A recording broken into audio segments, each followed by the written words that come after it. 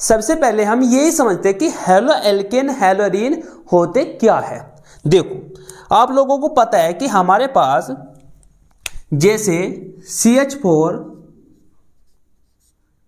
CH3 CH3 ये हमारे पास aliphatic hydrocarbon है, इनको हम क्या बोलते हैं, एलिफेटिक हाइड्रोकार्बन। और एक हमारे पास होता है एरोमेटिक हाइड्रोकार्बन। एरोमेटिक कैसे होते हैं, ये होते हैं बंद श्रृंखला वाले, ये हमारे पास है एरोमेटिक हाइड्रोकार्बन। इसका जो नाम है, इसका नाम होता है बेंजीन। क्या होता है, बेंजीन। और आप लोगों को बता दूं कि बेंजीन के प्रत्येक कोने पर एक हाइड्रोजन होता है भैया और एक कार्बन होता है, ये तो आप लोगों को पता ही है। तो प्रत्येक कोने पे क्या मिलेगा आप लोगों को, हाइड्रोजन और कार्बन।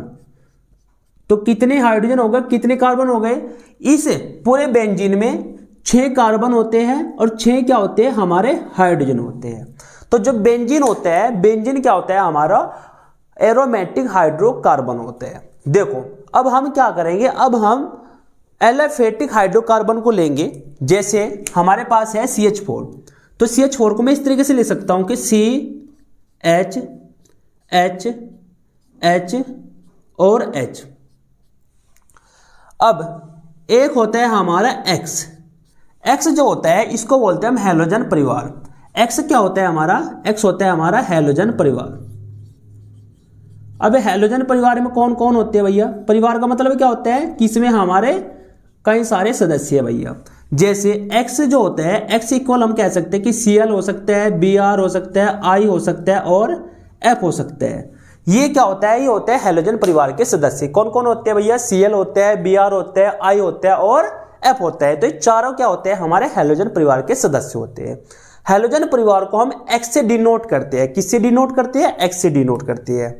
अब होता क्या है, जो हमारे पास एलिफेटिक हाइड्रोकार्बन होते हैं उसमें से एक क्या होता है, हमारा हाइड्रोजन बाहर जाता है और उसके स्थान पर किसको जोड़ देते हैं, हम हैलोजन परिवार के किसी सदस्य को जोड़ देते हैं। तो जैसे यहां से H बाहर जाएगा, जैसे यहां से H बाहर जाएगा तो इस कार्बन से कौन चिपक जाएगा भैया, इस कार्बन से चिपक जाएगा हमारा हैलोजन परिवार का सदस्य को भी, मींस X चिपक जाएगा। और ये H क्या हो जाएगा, H हो जाएगा यहां से बाहर। अब ये जो बना ये बना हमारा हैलो एल्केन। क्या बना, हैलो एल्केन। हैलो एल्केन को किस तरीके से डिफाइन कर सकते हो आप लोग, कि जब एलिफेटिक हाइड्रोकार्बन के किसी हाइड्रोजन परमाणु को उसके स्थान से हटाकर उसकी स्थान पर किसी हैलोजन परिवार के सदस्य को जोड़ देते हैं तो हमारा हैलो एल्केन का निर्माण होता है। चलो भैया हैलो एल्केन समझ में आ गया। अब उठाते हैं हम एरोमेटिक। एरोमेटिक में जैसे हमारा ये बेंजीन हो गया, तो बेंजीन को उठाते हैं भैया। बेंजीन के इस हाइड्रोजन, मतलब कोई भी एक हाइड्रोजन को हटाओ, उसके स्थान पे किसको जोड़ दो, हैलोजन परिवार के सदस्य को जोड़ दो, तो किसका निर्माण होता है, हमारा हैलो एरीन का। तो यहां पर क्या होगा, हमारा X आएगा और यहां से ये हट जाएगा भैया। अब क्या बनेगा, इस तरीके से हमारे बेंजीन की संरचना बन जाएगी और जहां से X गया वहां पर क्या लग जाएगा, हमारा X लग जाएगा और ये क्या बन जाएगा, हमारा हैलो एरीन। क्या बन जाएगा, hello arene.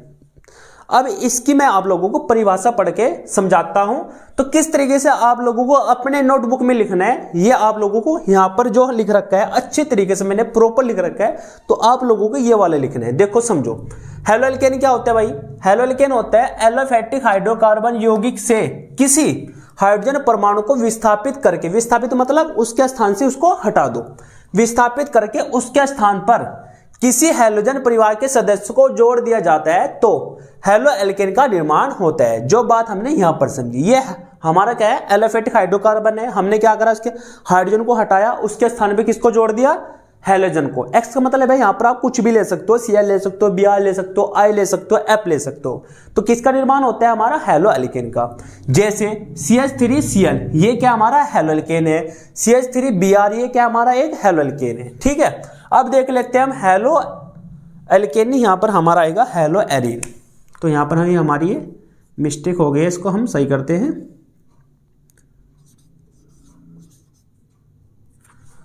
Hello arene, hello arene की परिभाषा देख लेते हैं भैया।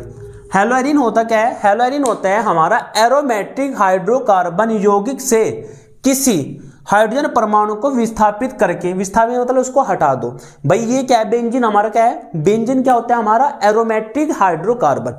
ये हाइड्रोजन है, उसको हाइड्रोजन को हटाओ, उसके स्थान पे किसको लाओ, किसी भी हैलोजन परिवार के सदस्यों को वहां जाके जोड़ दो, तो क्या बन जाता है हमारा हेलो एरीन बन जाता है। देखो उसके स्थान पर हैलोजन परिवार का कोई सदस्य जोड़ दिया जाता है तो हेलो एरीन का निर्माण होता है। जैसे ये बेंजीन है भाई, यहां पर कोई H होगा, हाइड्रोजन होगा, उसको हटाया गया होगा और उसके स्थान पर हैलोजन परिवार का कोई सदस्य जोड़ दिया गया होगा।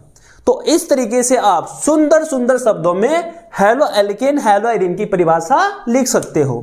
उसके बाद शुरू होता है भाई इसका वर्गीकरण। देखो वर्गीकरण होता है आधार के आधार पर। देखो किस आधार पर वर्गीकरण होता है, जैसे हमारे पास कोई क्लास है भैया, क्लास का हम कई तरीके से वर्गीकरण कर सकते हैं, कई आधार को आधार मानकर। जैसे मैं कहूं कि भाई जो लड़के और लड़कियां हैं वे अलग अलग हो जाओ, तो मैंने क्या कर दिया, क्लास का वर्गीकरण कर दिया। किस आधार पर कर दिया, मैंने आधार लिया कि भाई जो फीमेल है एक साइड, जो मेल एक साइड है, तो यहां पर आधार हो गया हमारा एक लिंग हो गया, ठीक है भाई। उसके बाद मैं कहूं कि भाई जो होशियार बंदे हैं और जो कमजोर बंदे हैं वे अलग अलग हो जाओ, तो यहां पर मैंने आधार क्या लिया भाई, आधार लिया मैंने उनका कैचिंग पावर, कि किसकी कैचिंग पावर ज्यादा है। तो इसी तरीके से यहां पर हमारा वर्गीकरण आधार होता है। सबसे पहला वर्गीकरण आधार पर होगा हमारा हैलोजन परमाणुओं की संख्या के आधार पर। किसके बेटा, हैलोजन परमाणुओं की संख्या के आधार पर। देखो जैसे हमारे पास यहां पर एक हैलोजन है, कितना है बेटा, एक हैलोजन है, तो इसको कहेंगे मोनो हैलोएल्केन। जैसे हमारे पास दो हैलोजन है तो इसको हम क्या कहेंगे, डाई हैलोएल्केन। जैसे हमारे यहां पर तीन है बेटा, एक्स एक्स एक्स, तीन हैलोजन हो गए तो इसको क्या बोलेंगे हम, ट्राई। यदि तीन से ज्यादा हो जाए फिर क्या होगा भाई, तीन से ज्यादा हो जाएंगे तो क्या आ जाएगा, पोली आ जाता है भैया, क्या आ जाता है, पोली हैलोएल्केन। चलो कोई बात नहीं। अब जो हमारा आधार रहेगा वो रहेगा कार्बन परमाणुओं की संख्या के आधार पर। और ये जो हमारा वर्गीकरण है ये वाला, ये इंपोर्टेंट है, बहुत ज्यादा यूज में आएगा। तो देखो इस वाले कार्बन से हमारा हैलोजन जुड़ रहा भैया, इस वाले कार्बन से। अब इस वाले कार्बन से हैलोजन जुड़ा, लेकिन इस कार्बन से कितने एल्किल समूह जुड़े, आर मींस एल्किल समूह। आर क्या होता है भैया, एल्किल समूह। एल्किल समूह मतलब यहां पर हम कार्बन की कितनी भी लंबी चेन ले सकते हैं, जैसे CH3 CH2 CH2 CH2 CH3। तो ये क्या हो गया, एक कार्बन की लंबी चेन हो गई। तो हम क्या करते हैं, क्या देखते हैं हम लोग, जिस कार्बन से हैलोजन परिवार का सदस्य जुड़े रहते हैं उस कार्बन से कितने एल्किल समूह जुड़ते हैं। जैसे यहां पर एक एल्किल समूह जुड़ा, बाकी तो हाइड्रोजन है ये दोनों, एक एल्किल समूह जुड़ा तो इसको हम क्या बोलेंगे, 1 डिग्री, या इसको हम क्या बोलेंगे, प्राथमिक हैलोएल्केन। क्या बोलेंगे, प्राथमिक हैलोएल्केन। उसके बाद बात आती है 2 डिग्री। अब हमें क्या नोट करना है, हमें करना है कि जिस कार्बन से हैलोजन जुड़ा भाई, इस वाले कार्बन से हैलोजन जुड़ा, ये कितने एल्किल समूह और इसके साथ जुड़ रहे भाई, कितने जुड़ रहे, 1 2, तो इसको क्या बोलेंगे बेटा, 2 डिग्री मींस द्वितीयक हैलोएल्केन। अब इस वाले कार्बन से देखो हैलोजन जुड़ा, इससे कितने एल्किल समूह जुड़ रहे, 1 2 3, इसको क्या बोलेंगे फिर 3 डिग्री हैलोएल्केन। और इसको हम क्या बोल सकते हैं, और क्या बोल सकते हैं बेटा, त्रितक हैलोएल्केन। क्या बोल सकते हैं, त्रितक हैलोएल्केन। ठीक है, तो इस तरीके से इसकी परिभाषा वर्गीकरण खत्म हो जाता है। और उसके बाद जो हमारा नेक्स्ट टॉपिक आता है वो आता है हमारा IUPAC नामकरण। और IUPAC नामकरण की मैंने ऑलरेडी एक वीडियो बना रखी है, आप लोग उस वीडियो को देख लीजिए जाके।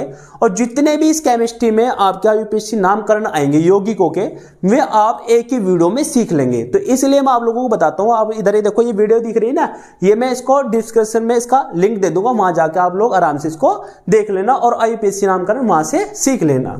अब हम देखते हैं इसका हैलोएल्केन का निर्माण।